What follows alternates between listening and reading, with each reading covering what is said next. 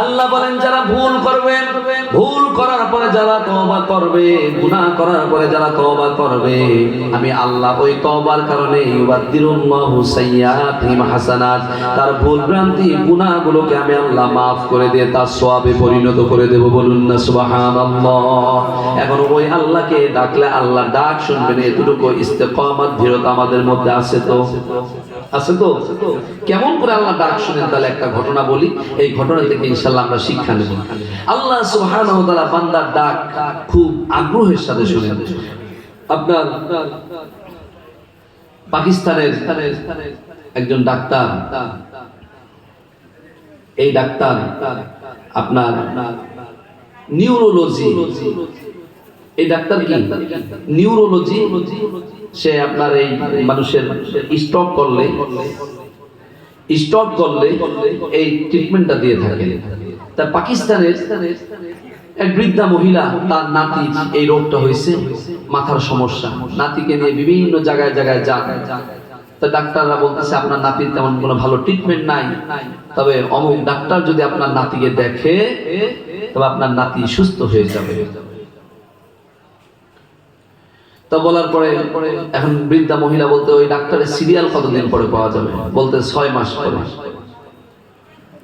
তা বলতে 6 মাস পরে, বলতেছে ওই ডাক্তারের সিরিয়াল 6 মাস পরে পাবো? তা আমি তো বৃদ্ধা মানুষ, কোথায় সেই ডাক্তার পাবো, কেমনে কি? তা বলতেছে যে আমি এত চিন্তা ভাবনা না করে আমি বাড়িতে যাই, ওই ডাক্তারকে যিনি সৃষ্টি করছেন সেই সৃষ্টিকর্তার কাছে, সেই রবের কাছে আমি গিয়ে ওই ডাক্তারকে চাই, আল্লাহ যদি চান হয়তো ওই ডাক্তারকে আমার কাছে আল্লাহ পৌঁছে দেবেন। সুবহানাল্লাহ, কি বিশ্বাস! বাড়িতে গিয়ে ওই ডাক্তারকে, ডাক্তারের জন্য নাম ধরে ধরে তাহাজ্জুদের পাঠিতে আল্লাহর কাছে চান। তখন ওই ডাক্তারও করাচি থেকে আপনার অন্য একটা শহরে যাবেন, হঠাৎ করে আকাশের মধ্যে বিদ্যুৎ ঝড় উঠছে। বিমান থেকে ঘোষণা আসলো যে আমরা অল্প সময়ের মধ্যে কাছাকাছি কোনো একটা বিমানবন্দর আমরা আমাদের বিমানকে আমরা ল্যান্ড করব, কারণ চলাচল উপযোগী এখন আর আমাদের জন্য পরিবেশটা নাই। বিমান ল্যান্ড করে, কিন্তু ডাক্তারের তো যেতেই হবে। ডাক্তার গ্রামের মেঠো পথ দিয়ে চলতে চলতে যাচ্ছেন, ঝড় উঠছে, বৃষ্টি শুরু হয়েছে। এখন বৃষ্টি থেকে বাঁচার জন্য রাস্তার পাশে একটা জীর্ণ শীর্ণ একটা কুটির একটা ঘরের মধ্যে গিয়ে ঢুকলে অজুর পানি চাইছে, অজুর পানি দেওয়া হয়েছে, অজুও করছে। অজু করে ডাক্তার নামাজ পড়ে সালাম দিয়ে ডান দিকে তাকায় দেখে একটা ছোট্ট বাচ্চা শুয়ে আছে। বলতেছে এই বাচ্চাটার কি হয়েছে? বলে এই বাচ্চাটার এই অসুস্থতা। বলে ট্রিটমেন্ট করেন না? বলে হ্যাঁ আমি ট্রিটমেন্ট অনেক করছি, কিন্তু এই বাচ্চার যে ডাক্তার, সেই ডাক্তারকে পাওয়া বড় দুষ্কর, আমি সেই ডাক্তারকে পাচ্ছি না। আমি চাইতেছি সেই ডাক্তারকে যদি পাই তাহলে আমি তাকে দিয়ে আমার নাতিটাকে আমি ট্রিটমেন্ট করাবো।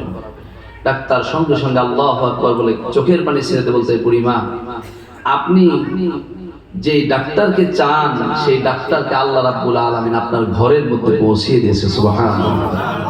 কারণ বুড়িও কাঁদে, ডাক্তারও কাঁদে, বুড়িও কাঁদে, ডাক্তারও কাঁদে। এখন আল্লাহ রাব্বুল আলামিনের কাছে চাওয়ার মতো চাইলে আল্লাহ বান্দাকে কখনোই নিরাশ করেন না। লা তাকনাতু মির রাহমাতিল্লাহ, আল্লাহ নিজেই বলেন আমার রহমত থেকে তোমরা নিরাশ হয়ো না। ভুল ত্রুটি গুস্তাকি যা জীবনে ঘটে গেছে, ইন্নাল্লাহা ইয়াগফিরুয যুনুবা জামিআ, ভুল ত্রুটি যা হয়েছে ক্ষমা চাও আমি আল্লাহর কাছে, আমি তোমার জীবনের গুনাহ, তোমার ভুল ত্রুটি মাফ করে দিতে প্রস্তুত আছি। বলি আলহামদুলিল্লাহ, যে আল্লাহ সুবহানাহু ওয়া তাআলা আমার আপনার ভুল ত্রুটি গোস্তাকে মাফ করবেন, সেই আল্লাহকেও তো খুশি রাখা দরকার, আছে কিনা মুসলমান?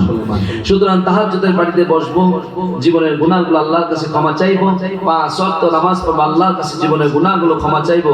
মাফ করে দেওয়ার মালিক কে? আল্লাহ। আসুন যতটুকু কথা বলেছি আলহামদুলিল্লাহ, এখন আপনাদের কাছে একটা দাবি দেওয়া, একটা বিষয় নিয়ে আপনাদের কাছে আমি আগাবো। বিষয়টা হলো এই যে মাহফিলটা, এটার আঞ্জাম দিতে গিয়ে টাকা পয়সা দরকার হয়েছে কি হয় নাই?